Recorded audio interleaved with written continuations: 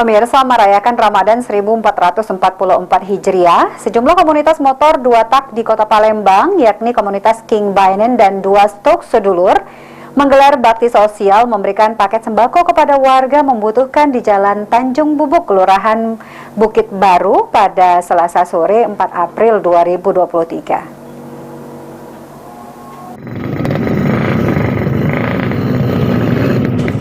Merayakan Ramadan 1444 Hijriah, sejumlah komunitas motor dua tak di Kota Palembang, yakni komunitas King Bainen dan dua Stok Sedulur, menggelar bakti sosial, memberikan paket sembako kepada warga membutuhkan di Jalan Tanjung Bubuk, Kelurahan Bukit Baru pada Selasa 4 April 2023. Anggota komunitas motor dua tak ini merupakan pegawai pemerintah Kota Palembang, aparatur sipil negara ASN, serta honorer yang bersama-sama mengumpulkan sedikit rezekinya berbagi kepada warga yang membutuhkan.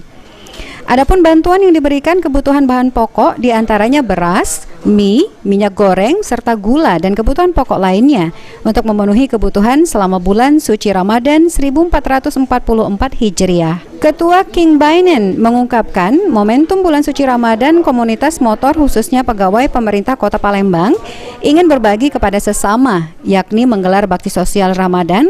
Dengan bantuan tersebut diharapkan bisa membantu dan meringankan beban serta mencukupi kebutuhan selama bulan puasa. Sore ini kami dari dua komunitas motor, dari King Bainen dan dari Stok Sedulur, yaitu teman-teman dari Ninja, yang sebetulnya dua-dua komunitas ini masih satu rumah.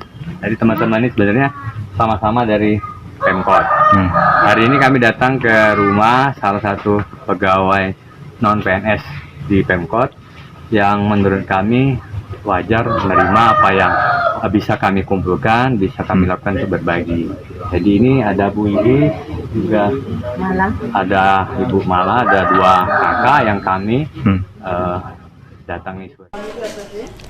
Selain itu, komunitas King Bainen dan dua Stok Lovers akan rutin menggelar bakti sosial, tidak hanya memberikan sembako, nantinya juga akan menggelar bakti sosial dengan berbagi takjil dan kegiatan positif lainnya untuk mendapatkan keberkahan di bulan suci ini.